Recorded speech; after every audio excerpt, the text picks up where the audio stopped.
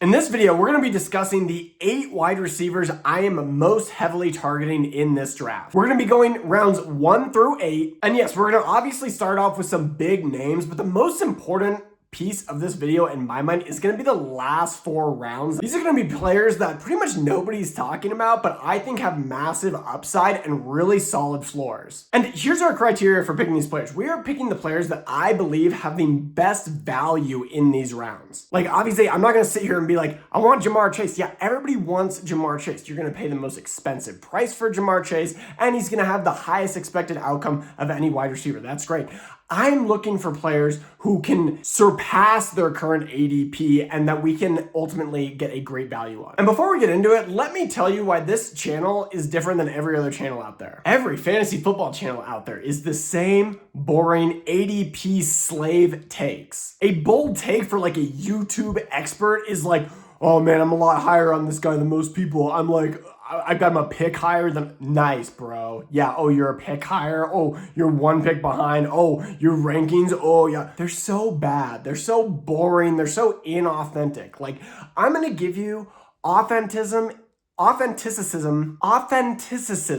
Nailed it. In every single video, I'm giving you my takes. And yeah, they're a little more bold, but that's how I win all the time. I win like 30% of my leagues. And the times I don't win, I'm in the semis or the finals. And before this rank gets too long, let me tell you the worst thing you can do. Watch this video or one of my other videos, and the second a player comes up or a take comes up that you don't agree with, you quit out of the video because it doesn't confirm the biases and the stuff that you're looking for. If you don't agree with something I say, I would honestly prefer you tell me in a comment. I would rather gain more perspective. That's how we're all gonna grow together. What doesn't work, and the most irritating comments that I get, are ranking slaves coming in here and either leaving the second they don't agree with something I say, or leaving a comment that says, you're dumb, or I don't agree with this.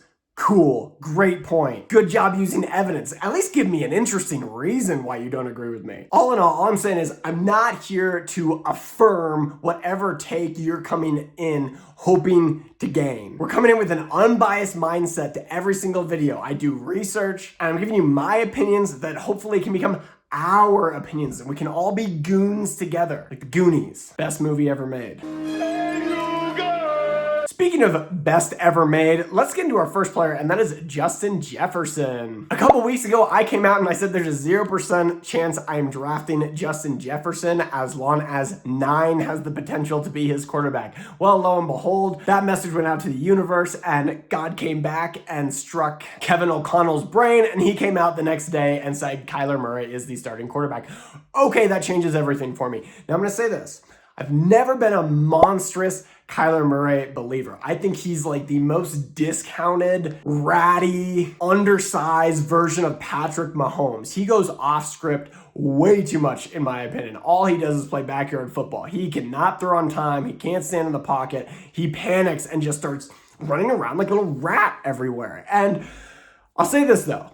I think he's going to have a good season, and he's at least competent. I'll give him that. Overall, he's competent enough. And here's the thing. That's all Justin Jefferson needs. In my opinion, if you were to put this guy toe-to-toe with every wide receiver in the NFL, you could make a case that he's best at virtually everything. Their run game is being more solidified. Kevin O'Connell, KOC, clearly has something to prove this season after the debauchery of letting Sam Darnold go and go win a Super Bowl with the Seahawks. What an embarrassment, and being like, 9's my guy. For me, I call him 9. 9 comes out. Okay, bro, if you can't make Kyler work this season, you might be out the door. So ultimately, I think Kyler's gonna work, and then Justin Jefferson's gonna work. JJ is currently going at the end of the first round right now. I've been able to get him at 10, 11, 12. And here's the other receivers going around him. You've got like CeeDee Lamb, Drake London, AJ Brown. And if I'm just picking talent-wise out of all those guys and where they're at in their careers, I'm taking Justin Jefferson every time. I like that he has massive positive regression coming this season, and he's going to be on a competitive football team, which I love. Oh, and I know I had a long rant at the beginning, but before I forget, if you guys do enjoy any part of this video, or if you don't enjoy any part of this video, go ahead and hit the like button. No one likes to like videos. I'm doing my best here. Sometimes I'm screaming into the void. And if you love the video and you want to watch more, please hit the subscribe button. Thanks so much. Next player I want to talk about is Nico Collins. This is a guy I'm so excited about this season, and I've been snatching him up in any draft I can. This guy to me is elite, and I would take him above CeeDee Lamb, Drake London, all these guys I just mentioned. I would take Nico Collins over them. I think he has a higher upside. I think he's an overall better wide receiver. And most of all, I just think he's a value in like the mid-second round right now. The Texans are going to have a better run game this year with David Montgomery there. They get Tank Dell back, so the double teams are going to be a little bit less. Yes, CJ Stroud concerns everyone. Everybody. I don't know what happened to him after season 1. It's like a rock fell on his head and now he can barely function as a quarterback. But the optimistic side of me is saying he's going to take a step forward this season. And with all these weapons, I just don't see how the Texans cannot be successful. The one gripe I have with Nico Collins is injuries. Obviously, he has a problem with injuries, but he's fully healthy going into the season. That's all we can ask for. So snatch Nico Collins in round 2. The guy in the 3rd round we're going to be targeting, and this is at the top of the 3rd round, but I still think he's really good. Like, he's the receiver I like most after Nico Collins. Like, there's some wide receivers going in between them, and it's like, if I were going back to back, I'd be like Nico Collins and Rashee Rice in the top of round 3. Rashee Rice might be the fastest dude on this list. I'm not just talking about when he's going 115 miles per hour and driving recklessly and almost killing people. He is a wide receiver that can do anything. Catch screens, go deep, line up in the slot, go on the outside. He's clearly Patrick Mahomes' favorite wide receiver. It's like, who's he going to throw to? Rashee Rice or old ass Travis Kelce, who's just like there for his namesake. When they've been together, when they've both been healthy, Mahomes peppers Rashee Rice, and he has one of the highest yards after catch in the entire NFL. And here's my take on Mahomes and the Chiefs real quick. I think the Chiefs are coming back, and I think they're winning the division this year. They had their off year. Mahomes got hurt. It was very, very ugly in Kansas City, and I see a huge comeback here. And I talk about it in another video, but I think Patrick Mahomes is the best quarterback value in the entire draft. So like, if you can go get Rashee Rice here, go get Patrick Mahomes in like the 8th or 9th round, you're sitting pretty. And if Mahomes really decides to go full Mahomes and uncork, there's no reason why Rashee Rice can't have a top 5 wide receiver finish. That's typically what he finishes as on a weekly basis when him and Mahomes are healthy. So smashing Rashee Rice and ignoring the legal issues, because the NFL also said those are behind them and they're moving forward. Great. This next player might be the most controversial player on this list. Has me torn, but I've really, over the last few weeks, after seeing camp, preseason, hearing what coaches are saying, I have grown onto this player. And that is Little Lad McConkey, currently going like late 4th round. Watching him play, he actually reminds me a lot of like some sort of hybrid between Wes Welker and Julian Edelman. And it's not just because they're both white slot receivers. I really think he reminds me of them, and that he's an elite route runner, and he doesn't necessarily have top speed, but he can win any given route at any part of the field. He can go catch a bubble screen. He can win a slant. He can bump someone and hit a fade route to the end zone and score, even with his frame, because he's so shifty. And the way Mike McDaniels and Jim Harbaugh are talking about him, he's going to be their wide receiver 1. It feels like the passing offense is really going to funnel through them. I think in LA for the Chargers, it's going to be run scheme, and then it's going to be boom, boom, boom, boom, boom, boom, hitting with all these play actions. And Mike McDaniels is great at that. He's great at scheming guys open, and I think he's really going to kind of take over what Jalen Waddle did in Miami, but now do it for the Chargers. And he's a guy, when I'm typically drafting him, I'm kind of thinking to myself, like, I like his floor. He's kind of like one of my floor guys that I just feel confident. I know he was a letdown last season. I didn't draft him at all last season.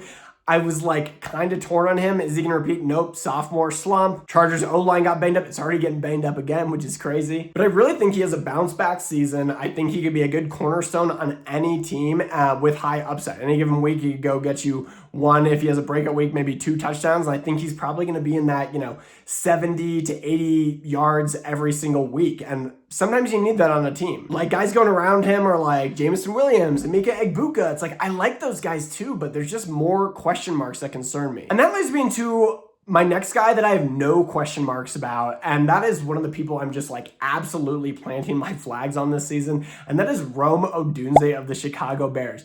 Everybody is so hype on the Luther Burden III train. It's like a little overwhelming to me. Just to be clear, Luther Burden, yeah, he was great at the end of the season. He broke out. It was cool. The Bears were kind of a mess. They were coming from behind a bunch, and Rome Odunze was like playing through an injury like the second half of the season. Before that, before he got hurt, he was putting up like top 10 wide receiver numbers every single week. He's best friends with Caleb Williams. And now with DJ Moore gone, you better believe he's going to be the wide receiver one. And Luther Burden is already injured. Ben Johnson wants to make this the highest scoring offense in the history of the NFL.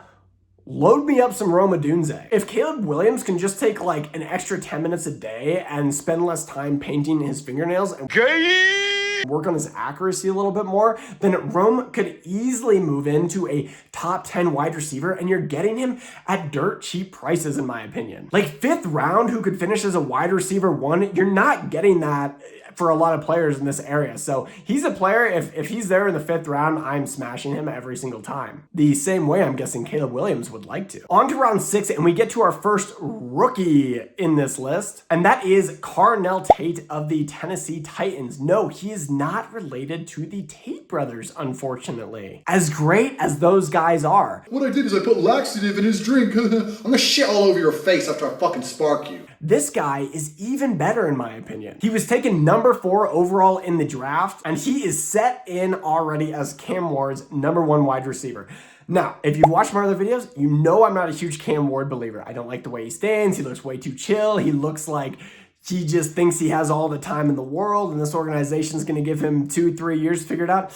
Not so sure that's going to happen. The NFL moves a little faster than that. But to his defense, he did not have any wide receivers last season. They tried. You'd see these guys flash down again, but no one was coming through. It'd be like one guy would have a decent week and be like, he's the guy. And next week they'd throw him the ball and he would drop it 3 times and be like, dude, this guy doesn't have anybody. And to his credit and to his defense as well, towards the end of the season, I felt like he started to find his mojo and just kind of let the ball rip a little bit more like he did in college. He's supposed to be a gunslinger.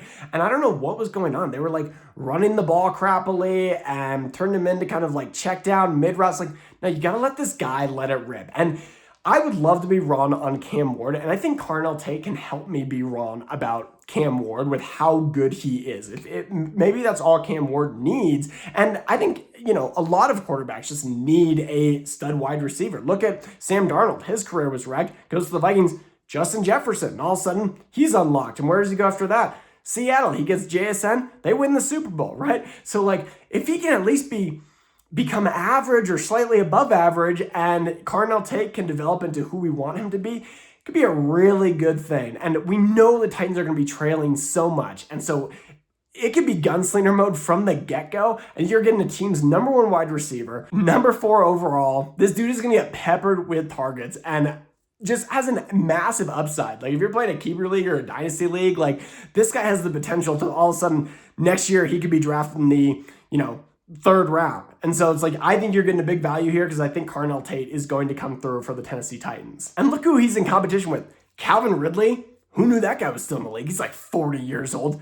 Wan'Dale Robinson, like the checkdown merchant, like 8 catches for 30 yards a game. Yeah, everything important is going through Carnell Tate this season, which is going to be really fun to watch. Next is a player not being talked about at all, and I get it. He has a name that sounds like a girl's name, and that's why I've never drafted him.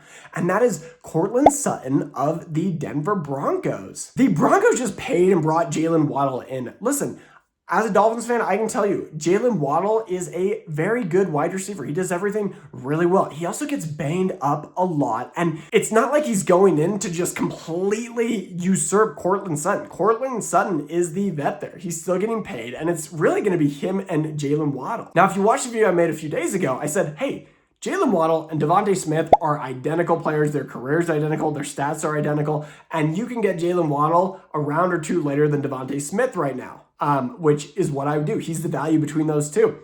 Really, the value between those two is actually Courtland Sutton. Courtland Sutton is likely going to end up with very similar stats, in my opinion, to Jalen Waddle. He's going to get freed up, not as many double teams. With Jalen Waddle spraying the field a little bit more, he's going to be able to operate at any route on the field. And I imagine he's probably going to be around 1,000-yard receiver with, 7, 8 touchdowns. And you're telling me I can get that guy in the 7th round right now? What a steal. Yes! I get it, he's not the new flashy name that's coming to town, but who cares? He can catch anything in his radius. He's a red zone guy, which Jalen Waddle necessarily is not. So I just think he has a really nice role carved out for himself in Denver, and I think he's still going to produce at least one more good season in him. And lastly, this is more of a sleeper, another guy that nobody's talking about. He's only had, I believe, 3 years in the NFL, but every year his stats have gotten better. He's gotten better as a player. And I feel like people think this guy has been in the league for a lot longer than he has, but really he's only going into his 4th season, and that is Quentin Johnston